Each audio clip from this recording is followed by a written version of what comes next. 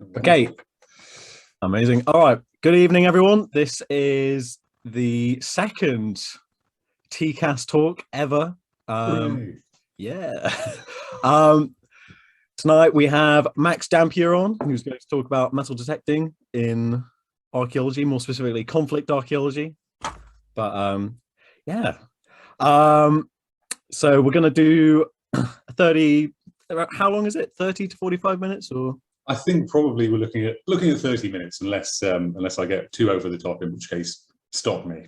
Yeah, and then some question and answers at the end. But yeah, if you're all right starting, Max. You want me to take it away? Yeah, no, absolutely, that's fine. Go for it. Okay, so right, I'm just going to hope everyone can see this quite nicely. So do tell me if you can't. Is that coming up for everyone? No, nothing at the moment. Oh, rats, hang on a second. Have I clicked on the, I need to click on the share screen button. Yes, magic, right. There we go, there we go. Okay, right, that should be popping up now.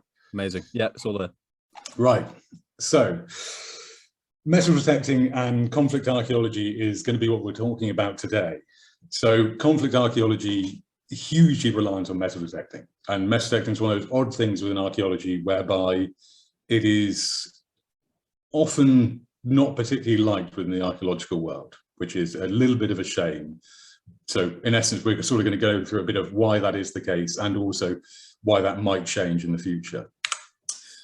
So the metal detector itself, now this is a quote from Ford at the top here. Now Ford is fairly well known within the conflict archaeology field because he detected the Battle of Naseby with a couple of chaps back in the day.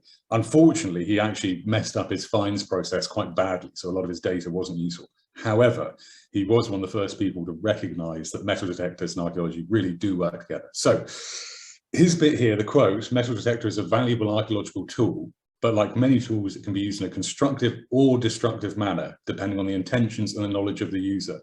That destructive manner we're going to come back to as well slightly later on. So metal detectors originate in the Second World War. They come from a design by a Polish chap whose name was, and you'll have to give me a brief second to look it up because it is rather important. So it's Joseph Stanislaw Kozaki is the chap who invents the metal detector that we know today. And in essence, his one is the form that is continuously used. The metal detectors that we start to see coming out in the 60s and 70s, the ones that you have as an easy handheld tool that anybody can sort of start to get used to. And the way a detector works is you will have two coils within it. So this is the bit you see at the base of the metal detector, that round bar. So these two coils are electromagnetically tuned. And in essence, it's a high and low frequency transmitter within them.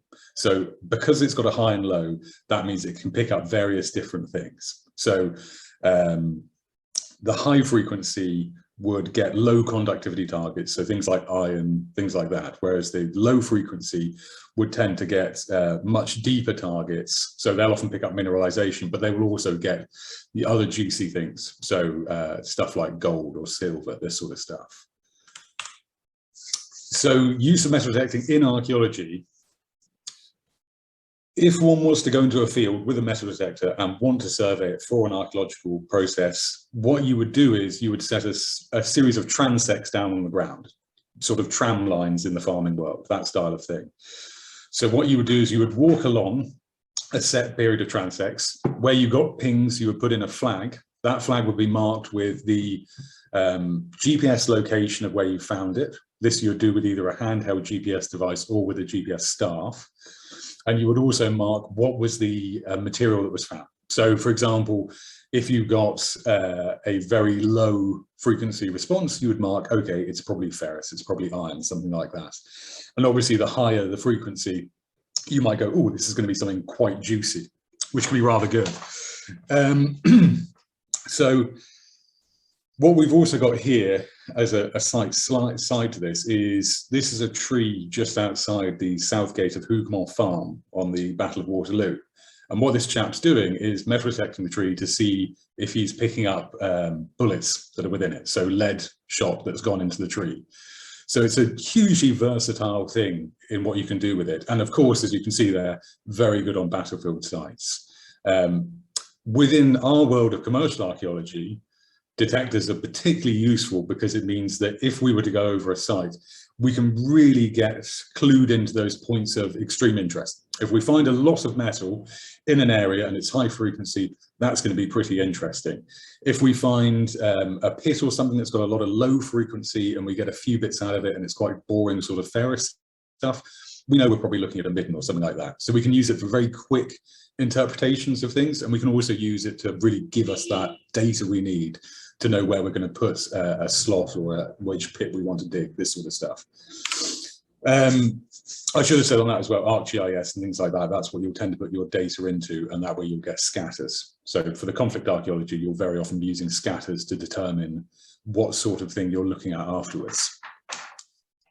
So here's one of the dangerous sides of metal detectors in the UK. And this part here really is just to show you why the archaeological world has a problem with metal detectors.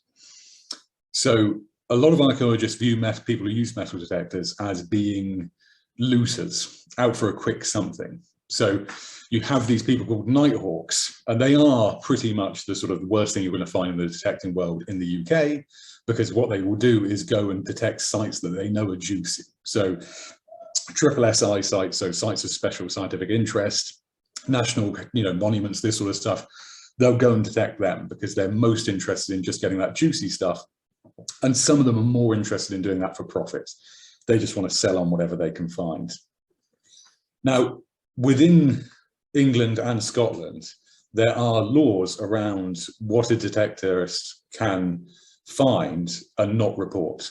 A lot of things you have to report, and I won't bother going through it too much there, but in essence, you've got the Treasure Trove Act and the Treasure Act in England, Treasure Trove being for Scotland, and you've got things like the Portable Antiquities Scheme. And in essence, what these are is the Treasure Trove Acts are to say, if things are of a particular value, then you have to report it. And if one doesn't report it, then you will face legal action. In the UK, that tends to be fines and confiscation. In Scotland, it can become a criminal sentence and you will potentially face jail time for this. So much harder on it sort of stuff there. There is also the Portable Antiquities Scheme. Now this exists both in Scotland and in the UK under slightly different names. And what that is in essence is it's saying, okay, you're a detectorist, that's fantastic. When you find something, if it's of interest, report to the Portable Antiquities Scheme, we can come out to you, we can then record what you've got, and we'll try and get the context of that device or that material culture. We'll try and keep it in its location and try and work out what it relates to there, rather than you pulling it straight out the ground and just, saying, hey, I found this great thing. So for us as archaeologists, the thing we most want is for detectorists in the UK to find things and then tell us what they found, where they found it, and then we can work out how that sort of relates to the greater correlation of whatever area they're in. So let's see what I want to go for. There has been grumpiness within the archaeological world. I'm just going to check the next slide to see if it relates to this. No, it doesn't. Right, there has been grumpiness within the archaeological world over metal detectorists even being paid. So one of these is on Sheriff Muir, which is a famous battlefield site up in Scotland, which is all from the Jacobite Wars and the like. So Sheriff Muir, they used detectorists, and some of the archaeologists on site had to fight quite hard to say, if we're using these guys as professionals, we do actually have to pay them for their work. And what happened there is it meant that for the detectorists, they were suddenly being valued, they were being treated as professionals. That improved all of their working practices massively, because they went from feeling like sort of semi-outcasts on the site who were just being used because they had the right kit, to suddenly feeling like they were part of the process. And that was much, much better. And those guys who did that site go on from there and, they, to be honest, act a little bit snobbily towards their other detectorists, but it does get that thing across of, here's how to do it properly. So what else have we got? Right. We've then got this as a quick one for every time we talk, if I talk about battlefield sites from this point forward, and this is going to come up a few times, you always have issues with reenactors. And this is because the material culture that reenactors will drop is very often exactly the same as the material culture that you're expecting to find there. So this is just a quick one because I will occasionally touch on this later on, or will, you know, to be honest, you'll realize later on that this is quite clearly something that would come up fairly often. So I'm going to talk about the Battle of Little Bighorn a little bit later. With that, because they held such huge reenactments on the site, it meant they had to get very good at working out what a minay ball, so the sort of the things they were firing at the time, I know actually is what we've got proper cartridges later on, but what those would look like after enough time in the ground, because they found so many ones from reenactors, they had to get really good at that differential of doing it. So, right, Little Bighorn. Little Bighorn is a momentous point in conflict archaeology, and I cannot overemphasize enough how much it basically informs almost all conflict archaeology to this day. The way in which Little Bighorn was analysed, detected, and interpreted is in essence the same way that we would now do it to any other battlefield, and it hasn't really changed since this was done. So, Little Bighorn itself is where George Custer had his last stand. A lot of his chaps died to Indian forces that were commanded by Crazy Horse and other chaps like that. And they fought their last stand on Last Stand Hill. And they were buried where they fell after the battle. So the buried where they fell was quite important, because it means if you look at the image on the right-hand side of your screen there, you've got the grave markers in white. Now, what that meant is that they could get a rough idea of where the chaps were when they fell. And this would also mean when they came to later interpretation of the site, they could sort of use this as a way to say, did we get it right? Did we get it wrong? Were we on the level with this? So this is initially a chap called Don Rickey in America is the fellow who's working with the Parks Commission on this sort of stuff. And he's the first one who suggests bringing metal detectors into this. However, the chap who's really important for this site is Scott. Now, Scott, in '84, somebody dropped a cigarette butt or something like that. A large fire occurred on the site of Last Stand Hill and burnt away almost all the grass there. After that, they started realizing they were finding lots of material and paraphernalia from the battle. So what they did is they went in and did a huge, large-scale metal detection of the whole lot. And through looking at the spread of material, they were able to start getting an idea of what they saw. And also, by then starting to use forensic archaeology, they were able to do things like track various guns across the battlefield.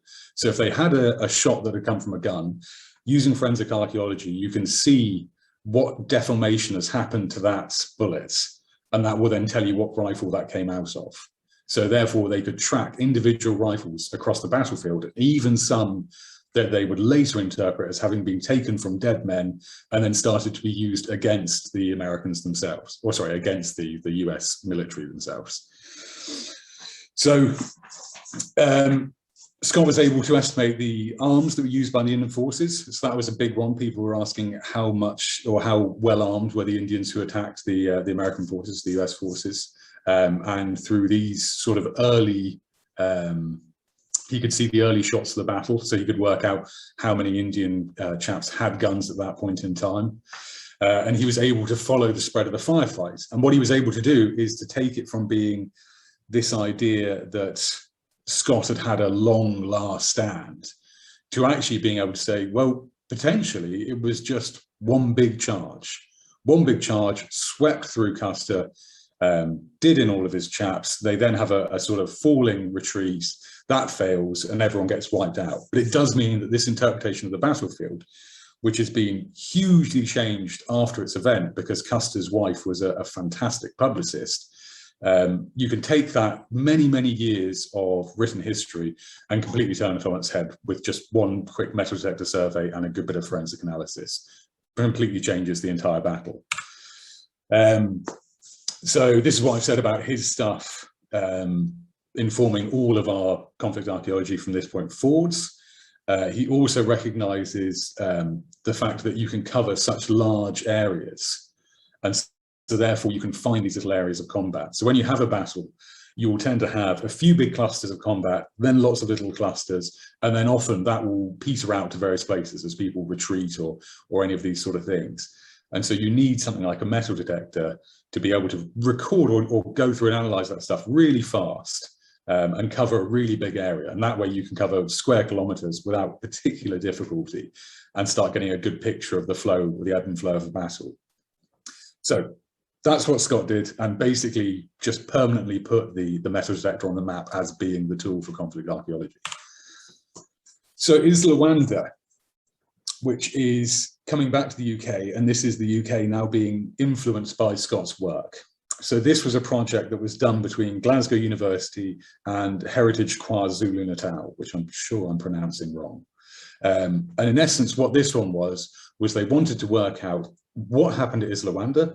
Again, they wanted to challenge some of the theories that were around at the time, which was that the British forces ran out of ammunition, hence why they were overrun, because, you know, British chaps, I'm sure, couldn't have been overrun otherwise, sort of thing.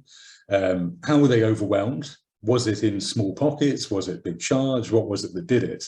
And also, one of the key things with Islawanda was trying to work through the mess of changes that had happened after the battlefield that caused issues. So this is a painting that was done about 4 months after the battle had ended.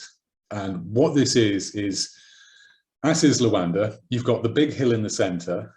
There was a camp force that was at the bottom of the hill, and that camp force was about 1,300 men. They were defending the camp while their commander, Chelmsford, was out with the vanguard of the army looking for the Zulus. 20,000 Zulus fell on the 1,300 or so chaps and basically slaughtered them, pretty much and utterly. And it had long been a contention, obviously, that the Zulus would fall to sort of British firepower and the like. And clearly that didn't happen here. So lots of stories spread up about it. And one of the things the chaps who were defending here did was they formed, as it were, the thin red line, which was the idea of having a fighting line of men fairly well spread apart in skirmishing order. And then those chaps, in theory, by sheer volume of accurate fire, should be able to take down whatever's coming at them. So these wagons that you can see here are the wagons of that camp, and they're taking cover behind those, they're taking cover behind boulders and the like. This painting is because 4 months later, when they wanted to reinvade the Zulu territories, they didn't have enough wagons, so they had to go back and get the ones that they'd lost at Islawanda back in the day. And this also gives us a whole lot of interpretation to things that had happened in those 4 months. Because in the 4 months, the battlefield had been picked over for weaponry by the Zulu forces who took over it. The bodies had been almost entirely left where they were, which was good in one sense, because it means that for us, we can sort of see a bit more in the ground, but it was bad in another sense, because it meant there was a lot of bone scatter from animals taking things and moving things about.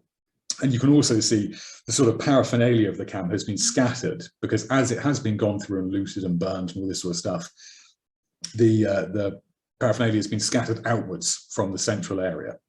So when you're looking at this archaeologically, you're going to get a very different picture if you were to take it all at face value to what actually happened. You would presume the battle was over a larger area. You would presume that there had been a lot less fighting at times because a lot of things have disappeared from it. And one of the key things with this was they always, so getting back to the research questions we want to answer, because I'm not sure if I've got another picture beyond this that has that on it. Did they run out of ammunition?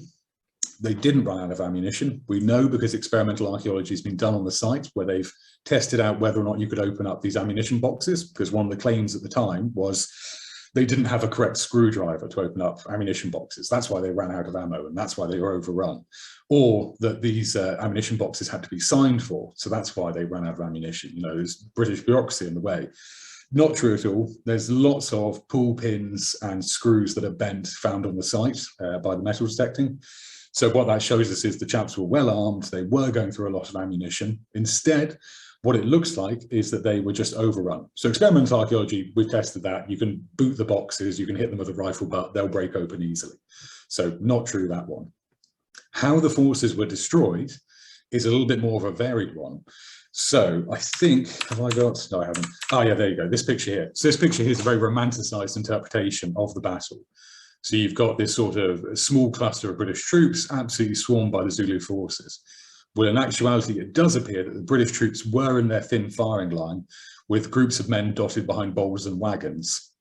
And in actuality, all that happened was the Zulu just pushed hard, started to overrun them. Once they started to overrun them, men scattered into small pockets, men ran, all these sort of things happened. And in essence, that turned into a rout. So it wasn't anything wild. It wasn't that classic sort of slightly colonial view of our chaps run out of ammunition, otherwise they would have been fine. They just got overrun. The only place they did well was where a small group of men did form into a sort of semi-square, which again is not what this is representing, because they fell into that square much further back and closer to the mountain. So what we can say with the interpretation of the battlefield is, didn't run out of ammunition.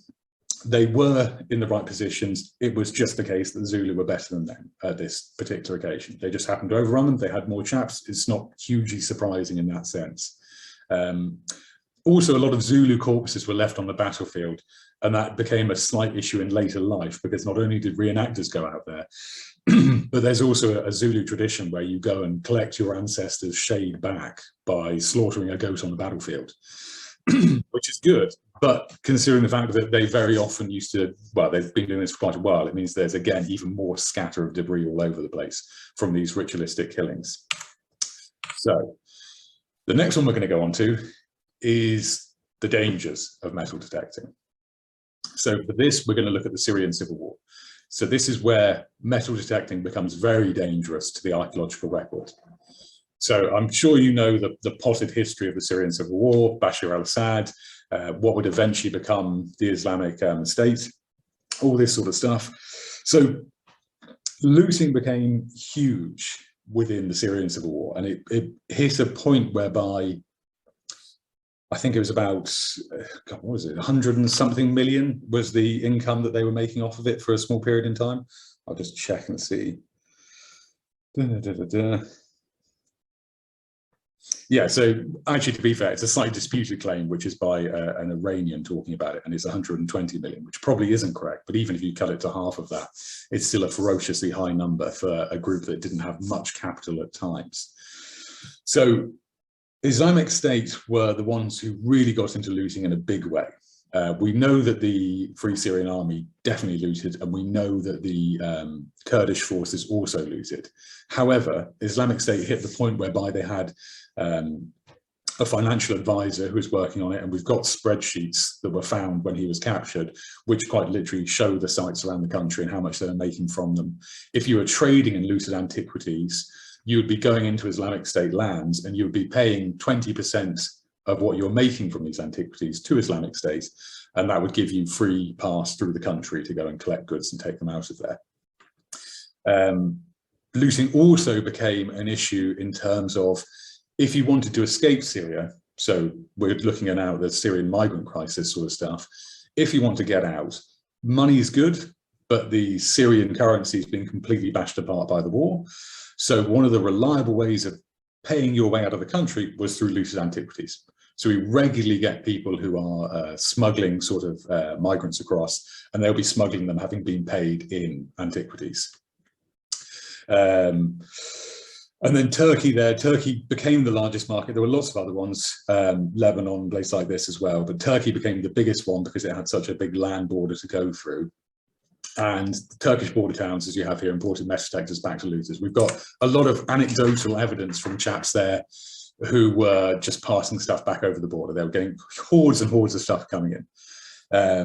Oh, here we go. So I've got one figure here. So we've got the Iraqi chap who says 120 million, and we've also got another Iraqi chap saying that IS made around 36 million from looting in the area of Al-Nabek, which is a very famous site out there.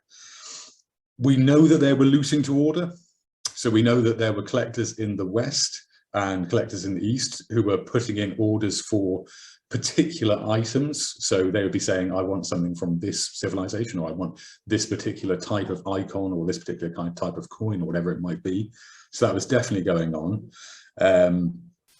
And the networks that emerged out of this were incredibly sophisticated, and we're still running up until, well, they will still be running now. They're not running at the same level as which they once were, but they are still out there. So this is Mari. So Mari is a fun one, founded in the 1930s by a French team.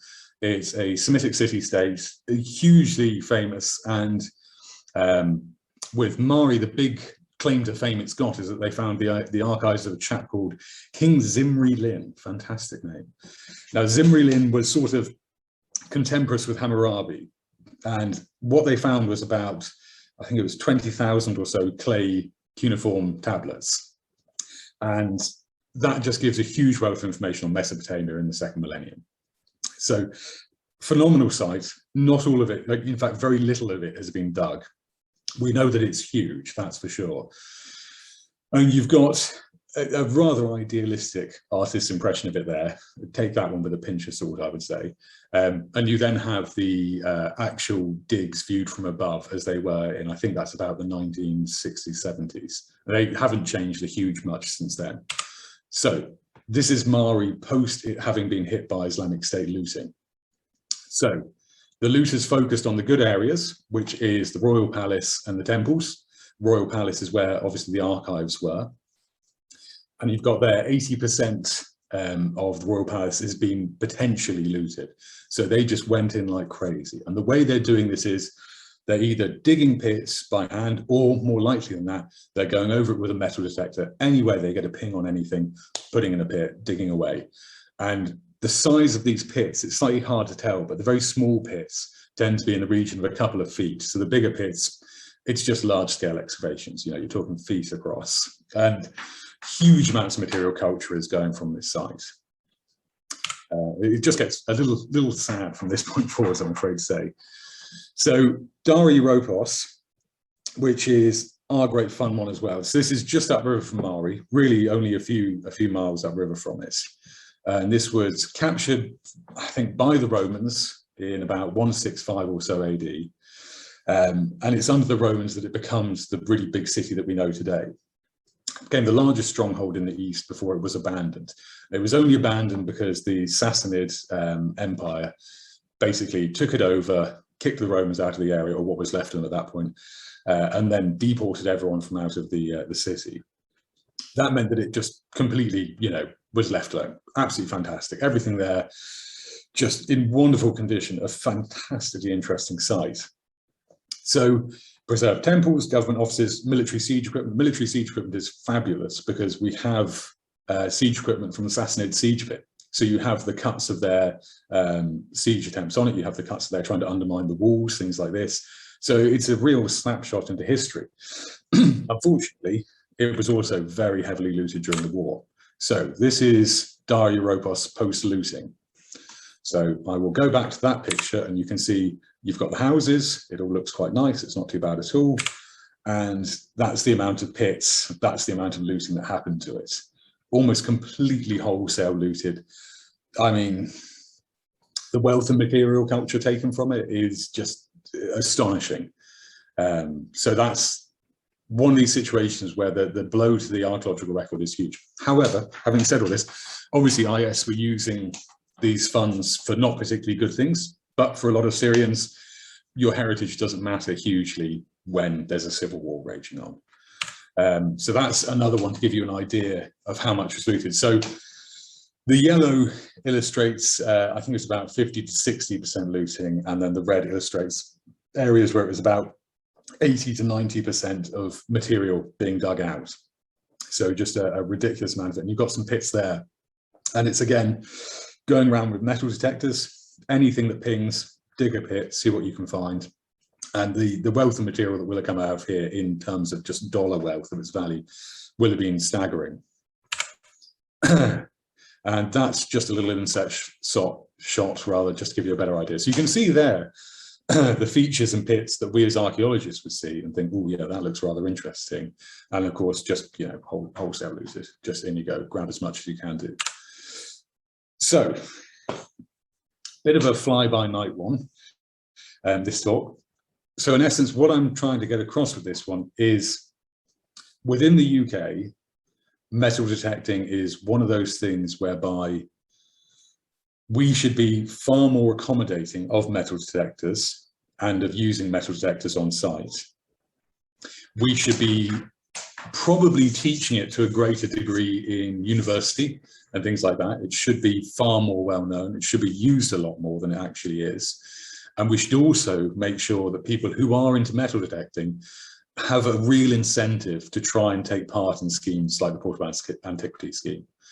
So the way to do that is, in essence, to give them agency of their own, which is to say, try and emphasize to them why it's important, and why they should try and keep things in context. Part of that is getting past the archaeological sort of snobbery that can exist, whereby we like to view ourselves as, you know, hugely intelligent people, and you couldn't possibly understand it if you just wave a metal detector and find a nice thing. So we need to be a lot better at teaching people that actually it's not that difficult. Here's how you can do it, and here's why you should do it. And then the other thing is that the looting from metal detectors is going to be ever present from this point forwards. I haven't hugely touched on it, but this last one here, where is needed by MEDCs to avoid the illicit trade in antiquities. So this one's pretty much one of our fault. This is our issue in the West, which is we have a huge market for illegal antiquities. So in the UK and Germany, we're the two biggest countries within Europe for the illegal trade in antiquities. Germany's worse than us by a significant margin. However, that is only because they have different laws that govern their auction houses. So you do not need to prove provenance as much as you do in a UK auction house. There is also the very famous phrase which is used, which is property of a Swiss gentleman. Now, what property of a Swiss gentleman means is that it was almost certainly something that was looted. So that means it hasn't got provenance, it's been looted. So during the Italian illegal antiquities trade by the mafia in the sort of, well, I say during that, it still goes on today, but it was at its height in the 80s and 90s. You would get wholesale pieces turning up in European auction houses. There'll be property of a Swiss gentleman. That means it's been looted. It's come out of northern Italy almost certainly. And we need to do a lot more to combat that. We used to have a police body, part of the National Criminal Agency, used to handle illicit antiquities, as did the Metropolitan Police. However, the Metropolitan Police's department for that went from 4 people to 2 people to now not existing. And the National Crime Agency have it under a subheading that includes about 8 or 9 different things. So not much happens in that regard. So we need to do a lot more over here to make sure this stops being profitable to do in other countries. And that about wraps up this very fast-paced, rip-roaring sort of go-through of metal detectors. It might have been a touch fast. It was actually 6 minutes over, so not that touch fast. But yeah, there we go. So it was excellent. Well, that was amazing. Thank you. I'm glad you enjoyed it all. Well done, Max. Really good, Max. Amazing. Just make sure there's not another slide for you. Really good, Max. That was brilliant. Very kind of you to say. So, tease and then Q&A. Quick cup of tea and then Q&A. I expect everyone to have at least one question. I think that's just a standard thing. Right, quick cup of tea, everyone. Amazing. Or just me, maybe. Heaven knows. Right. Oh. Don't know how long. Give it a couple more minutes then. Or we could just start now. Oh, we can start as we want, yeah. Why not? I've got a question to kick it off. So you mentioned that reenactors can leave behind material culture. Oh yes. Is there any well-known examples of anything turning up in museums or anything like that? Luckily, I don't think there's too much like that. Thankfully, it's most things that do get left behind. The real faff is things like buckles and bullets, which luckily, if they turned up in a museum, you may not notice the bullets. So I'm not sure if anyone has noticed if it's out there. There's been a few metal detecting fakes, so not from battlefield sites, but things that metal detectorists have claimed to have found and actually haven't been of the time period that have made it in. So I know the Marshall Museum in Aberdeen for a little while had a bracelet which they thought was, you know, a very nice early who knows what Pictish Burghead sort of stuff, and that ended up to actually be a complete and utter fake. Someone just very cleverly put it in the ground and managed to get away with actually, to be completely honest with you, I don't think Marshall followed due process on their analysing of it, because otherwise they probably would have realised it. Can I jump in on the side of reenactors? Oh, absolutely not. At the expense of how much those buckles cost, and we try not to lose anything. Because you talk of an arrow costing £6 a piece now. Well, it is the so it is a thing. It does happen, obviously, But, well, when I worked with on Waterloo, I had a very nice chap who I was working with who was a very keen reenactor. Rather worryingly, he was from Dublin, but always played redcoats in these sort of events. So heaven alone knows. And so I think the reenactors are great fun, and they have great fun. It is just one of those things you have to watch out for on battlefield sites, because fair play to the reenactors, they want to do it where the battle took place. If anybody ever did a run around where I live, this cottage, they would find mail all over the floor. My lady makes it, so. So do you think if I came and metal detected around there, Nigel, I might think there was some sort of small skirmish that had happened at some point. You're talking, this is what she makes. So, you Oh, wonderful. One of these, but we're doing to get buried in everything like this with a phone in our pockets. Oh my gosh. just to date those things. I think it's a great idea. It is, but I can understand where you come from. I've not got around to giving the metal detector a go yet, but I can understand. You always hope for the Holy Grail. Well, yeah, I mean, it's the funny thing with metal detecting is that there's two different camps, which is you either want to find a great scatter and prove a point, or you want to find that one fantastic item that will, which isn't actually tending to be that useful unless it's truly amazing, like the Battersea Shield or something. But you do want to find that lovely item. But you also know at the back of your mind that really the scatter's the more important part. Yeah. I know there's a guy up in Newark who found the Newark Talk. Talk that was found up there.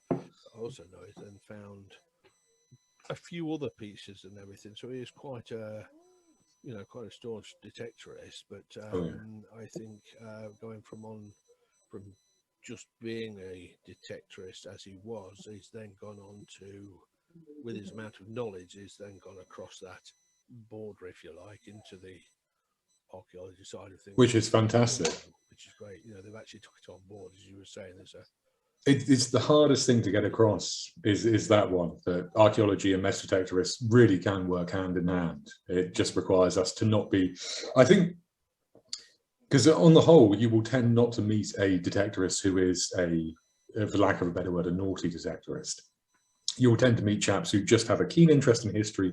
They want to take part, and it only does one good to enjoy it with them and to try and bring them into the fold and not act too aloof. Because a lot of archaeologists, it's the big problem is you act super, you're very aloof. You've spent years getting a degree or years getting a master's. You feel like that counts for something. And also, I think there's a tiny bit of jealousy that sometimes these chaps find things that you will never find in your years working on a dig site. That's true. I mean, I must admit, I'm, inexperienced as such on the archaeology side yet as such. I've done a couple of bits and pieces. But I personally would be looking at running a detector over where I am in our fields, because I'd rather eliminate anything that's too modern before I even started thinking there's something there. Given the amount of work involved, and obviously seeing folks out in the field day after day after day, I can understand that. But it's definitely a call for that as well, as a tool in its own right, not just as a separate hobby. No, I think absolutely, yeah. Thank you for the talk. No, my pleasure, my absolute pleasure.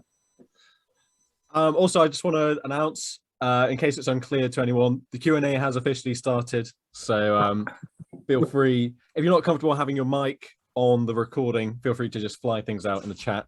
Yeah, just want to get that out there. Is there anything you would recommend, Max, to anyone who had like a metal detector and they wanted to get into survey their own land or even their own garden or anything like that?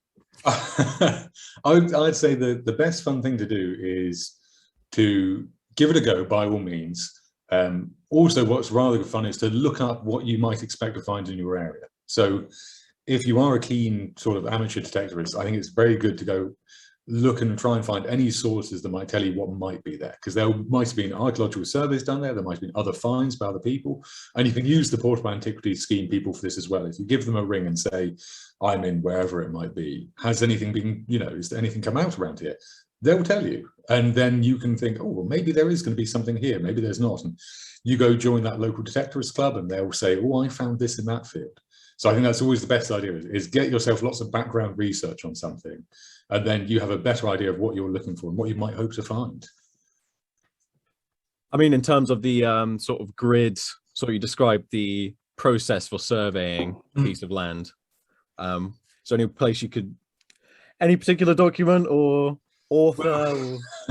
So it's a funny one, transects. So it's one of those ones whereby if you get chatting to chaps who've done a metal detector, also Lindsay, don't worry, I'll get to that in a second. If you've met chaps who have done a degree of archaeological metal detecting, they'll tell you how to do it nice and simple. It's pretty easy because it's roughly the same as just laying out a grid and going for it, same as you would for a lot of geophysical work and things like that.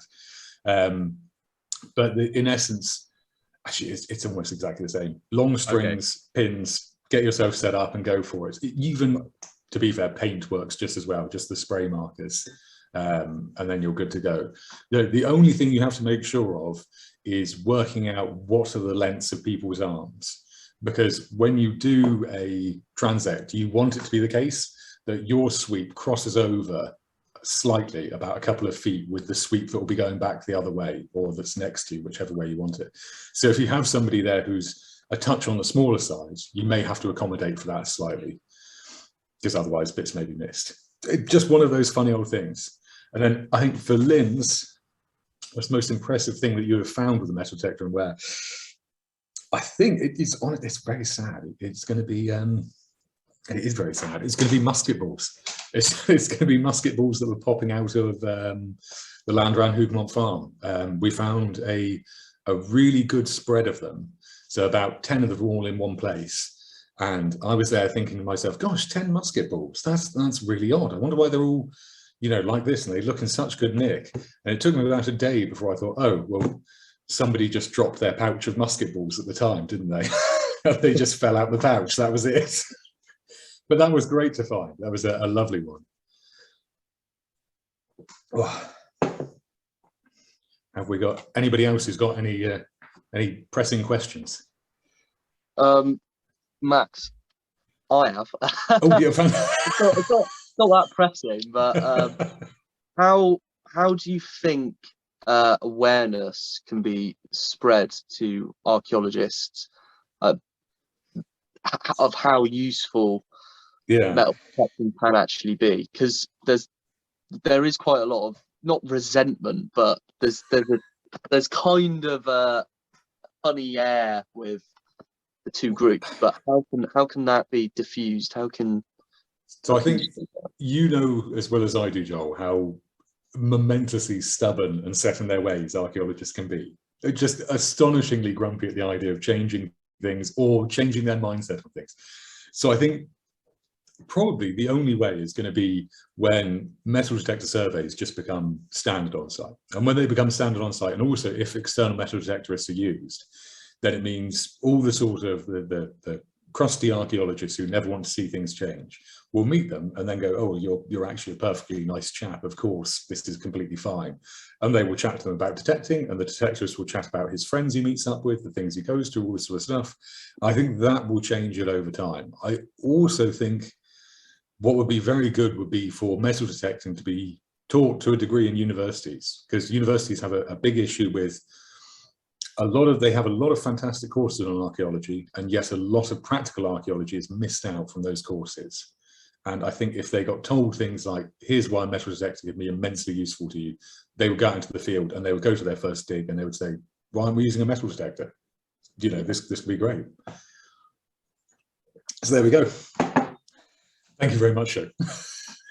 That's a good one. Aren't metal detectors standard on most big sites? They are standard on most big sites, but the crustiest of archaeologists are on research digs, and they're the grumpiest types that are out there. So it's also worth saying, so for R1 LINs, we have in our WSIs that we have to do metal detecting surveys. So that's part of what we're meant to do. However, we've only metal detected about 4 of the sites that we've been working on. And of those 4, we have done a basic metal detection. We haven't even done the spoil heaps on most of them. However, in our WSIs, we are meant to be doing that. So it's something that a lot of groups write into their proposals, and they'll write into their attempts to win a contract. Whether or not they actually do it is another matter, and also how they do it. If you remember with CAU, we had an old Garrett metal detector. I mean, that thing will occasionally pick up stuff, but it's not particularly good. It was about 30 years past its prime. So with that sort of stuff, there's almost no point doing the detection in the first place, because you're not really looking for anything. You're just fulfilling that criteria of having done it. Other companies do it better. They do it differently, but there's still room for improvement across the board.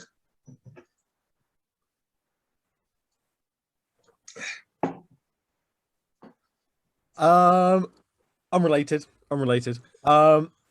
Mentions about Battle of Bighorn, and the contrasted it with I can't remember the name of it. Islawanda. Yes. Yeah. So does that basically, are small skirmishes easier to more accurately survey than larger scale conflicts? Is that sort of the main takeaway from that? Or so it's really one of how much time have you got. The reason Little Bighorn is so fantastic is because Scott started working out that process, and in all honesty, because it's America, because America puts a lot more money towards the archaeology of these sort of sites, and especially towards sites that they consider of national importance, like Bighorn. So that allows Scott to do a lot. I think you're probably correct in that the small amount of people there, so 230 US chaps versus the Indians, who were, I think, about 1,000 and something. It is a lot smaller than Islawanda. And so therefore you can do these sort of extensive mappings of which gun fired what and where.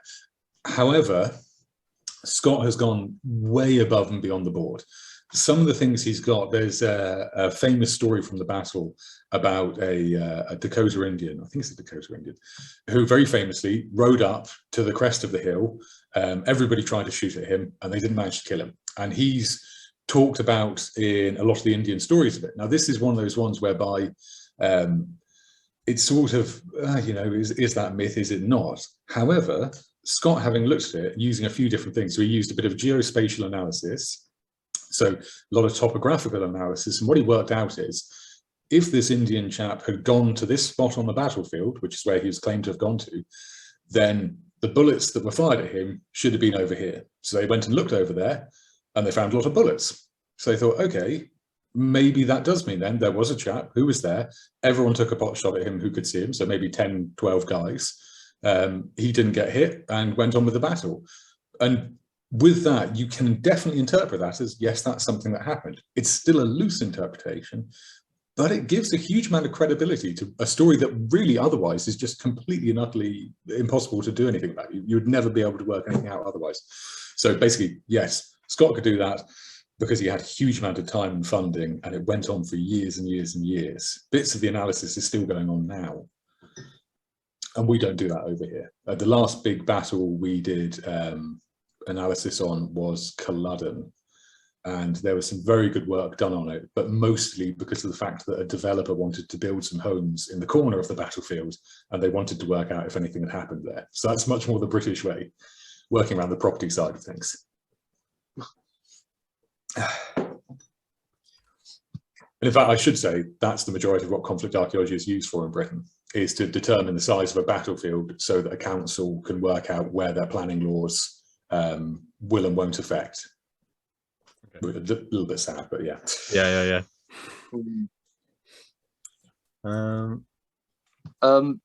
Max, you said about reenactments. Is that in regards to, say, Little Bighorn, because there have been so many reenactments on the site? Gosh, yeah. It almost interferes with the genuine archaeology. So you're finding... It absolutely does. Absolutely does. It was... So it was... the early stuff of it was when they worked out that the only bullets they could trust were ones that had yellow tracing on them, because that was the way in which they were degrading super enough. The amount of bullets they got from reenacting there is staggering. It's in just the absolute hundreds of thousands. presumably because everyone turned up for the reenactment and they thought, this is jolly good fun, and I've turned up with a full load of bullets. I might as well shoot them all. So a huge amount of them. And it really did, on Bighorn, because they did so much work, it worked out okay for it not interfering too much. Other sites, so ones with musket balls is a little bit harder, because musket balls, the lead actually survives very well. So what you have to do with them is you have to look at the shot and impact marks of them. So you can tell with a musket ball a few things about how it looks when you find it. So you can tell if it's been dropped, because it will be pretty much perfect. You can tell if it's been fired and hit the ground, because it will tend to have a smooth, very flat curve on one side of it. You can tell if it's been shot and hit somebody or something hard, because it will tend to be more deformed in an irregular manner. And so what you have to do with those is you have to say, okay, do we only trust the musket balls that look like they've hit somebody? Because that might have to be the only way to do it.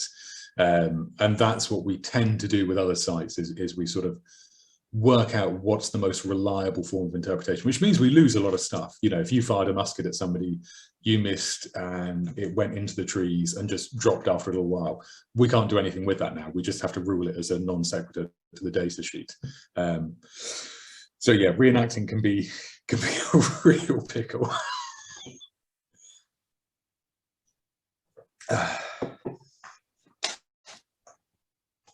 Yeah. One more question from me, Nigel. then I'll be. Oh yeah. Oh, Nigel. No, go on, Nigel. Yeah, you mentioned about the sort of little bighorn and everything. I don't know whether you've seen a site called Our Generation. Oh right. Black Hills. Well worth a look. First-hand accounts of that fight. Oh, wonderful. You know, sort of written, passed down, and a lot of photography from that point as well. I'll have to go and have a look. I did have some good little bighorn bits of photography put in. It's always a problem with these sort of presentations, because on one of the pages I follow, it's Our Generation, Black Hills. I can't even say the rest. Guys. I will make a note of it and go and have a peek. Really interesting history on that side of things. I'll do it with the old sheet of paper, because it's much more reliable. Okay, you never trust a computer. Right. There you go. I'll go and have a peek at that. Thanks very much, Nigel. Yeah, okay. Oh, hang on. What's Lynn's got here? Sorry, Ryan. Lynn's somebody. Just trying to make up for the reenactor bit, like in the background. Oh no, I think absolutely no. It's with all this sort of stuff. I think the silly part of it is archaeology is great fun, but I'm still a big believer in the we want to get good stuff out of the context, but humans have got to live their lives and enjoy what they're doing at the moment. So why not reenact on a battlefield? Of course one should. It's, you know, as this looting of things like Dara Europa shows us, you know, no amount of reenactors are going to be able to do anything even close to that amount of damage, as it were. No. So I mean, we do endeavour to take away everything that we bring, you know. Exactly. So it's sort of small fry in the scheme of things. They're appearing rivets and bits and pieces, and obviously know that there's disappeared somewhere. No, I'm always consistent. Like you said, I'm amazed at the price of some of this stuff. It is absolutely incredible how much people have to pay to sort of get the right look for it. Yes, yeah. So you endeavour not to lose a bit. Misplace, I think we like to say. Yeah. So what's Lynn said. What's next for you on the A30? Doesn't that look like it's going to run for a while yet? I think the A30 is going until about late October at the moment, Linz. So we'll see what happens with that. It's overrunning a bit at the moment, and Catherine's flint scatter is potentially going to run on until February. So we'll see. It might be a long while yet. And are there any good conflict sites down here? Cool. There are a few, and I forget the name of the chap who's done it, because I really should look him up again. One of the battlefield sites down here that was quite good fun, the chap who lived nearby actually did a lot of, I can't remember if he did detecting or the like on it, but basically pulled up a huge amount of material culture of it, and rather unfortunately stored it in his house. And he did have a scheme of ordering it, but as I understand it, it was sort of a scheme of his own making, and nobody else could work it out. I'm going to have to look him up later on for you, Linz, and remember who he is, because it's a very odd story, that chap. This might be the same guy. Is it Castle Door, that one? It Not could Castle be. Door, but near Castle Door. You and I have chatted about this, I think, before. Okay, yeah. So I think I have said all this, and you said, "Oh, is it this fellow?" And I've gone, oh, maybe. It's a big old maybe on that one. Yeah, he does. It has a paper written on him by someone. I can't remember. It's a very odd situation. Yes, go on. So my final question. So you mentioned there was this sort of shorthand for in Germany and I guess Europe more generally of it was the property of a Swiss gentleman. Yeah. That sort of seems to me, if that's like a common sort of dog whistle, wouldn't that be like something people would pick up on and that would become... I think you're giving you're flattering a lot of the people out there who would buy these sort of things. Right. They know what they're buying. So if they see property of a Swiss gentleman, people in the auction house know what it is that's being sold. They know it's an illegal thing. And people who are buying it, you know what you're doing as well. You know that that's going to be an illegal antiquity. However, what they've done is they've stored it away. Normally they used to store them for about 20 years or so, because that gives enough provenance to an object that you can take it into an auction house and say, this has been with me for X amount of time and I can prove it. And then they'll say, who's the original owner? And you'll say, it was the property of an elderly Swiss gentleman. So it really was shorthand for that. It is just the case of people don't care enough. And because it's got that provenance, it means it's not illegal. So if I'm getting that antiquity, unless that is somewhere, you know, written down in somebody's catalogue from some site, I'm never going to get done for that. I mean, one of the good schemes that has come up because of the illegal looting is there are a couple of schemes out there now who will be constantly comparing antiquities that are found by police raids or at borders or things like this, and they'll be trying to match them up with catalogued images of those antiquities from museums, from sites, from things like this. And in fact, in a rather bizarre story, there were, and it's wonderful to say, a rogue group of Syrian archaeologists who were sneaking into bits of Syria to catalogue items specifically so that way, if they were stolen from the site, at least they would be able to potentially get them back again. So these chaps were breaking back into their archaeological site, sneakily photographing and cataloguing things, and then getting out of there as fast as they could again. These does this group have a name, or it was the chaps who have now become it was Syrian Heritage and Archaeology in something. I've got them on Facebook, which I'd bring up apart from I know better than to bring up Facebook when you're sharing your screen, you see. But I can pass on their details to you when I see you next, because they're a very fun group. Yeah, they sound rather flashy. I think about 4 or 5 of them were rather lovely, portly, overweight Syrian archaeologists, and it was probably the most fun they'd had in years. I'm sure they enjoyed it immensely, even with the dangers. Excellent. Question on that one though, is they now recognising some of them in odd countries as government, then they're perfectly entitled to sell their heritage as they see fit. Well, this is one of those odd ones. So we had this with Egypt, because of course a lot of the Egyptian stuff, when you had semi-legal sales of it happening, and what in essence started to be the case was that it was being either compulsory purchased at low price by the countries it was going into. So they had a few in, bizarrely, Lebanon, which is often a sort of gateway place, actually did this quite a few times, whereby they'd be seized, they'd be put in storage with the decision being made in the future that they would probably sell these back to Egypt. So although they've made the mistake of selling it now, we recognize you'll probably want these back in the future, so we'll send them back. Now, this is only for certain pieces, so only for really important big stuff. If it was, you know, I chose to sell, if I was running the UK and I chose to sell off all our Roman coins, for example, those probably would just go. There wouldn't be a worry about it. If I tried to sell the Battersea Shield, that probably would be kept, and then I'd have to, or the country would pay for that later down the line. That's the theory on that. We have run over a little bit. If anyone's got any sort of, you know, burning... My apologies. No, it's me. I should have been keeping an eye on the time. If anyone's got any burning questions, anyone? Not. I think I've probably burnt you out for the night. Thank you very much, Liz. Thank you. Everyone else. All right. Yeah. All right. Cool. That was wonderful, Ryan. Thank you very much for having me here. thank you very much for the talk. It was amazing. It's absolutely my pleasure. Illuminating. Very worried. Great. Thank you everyone for coming.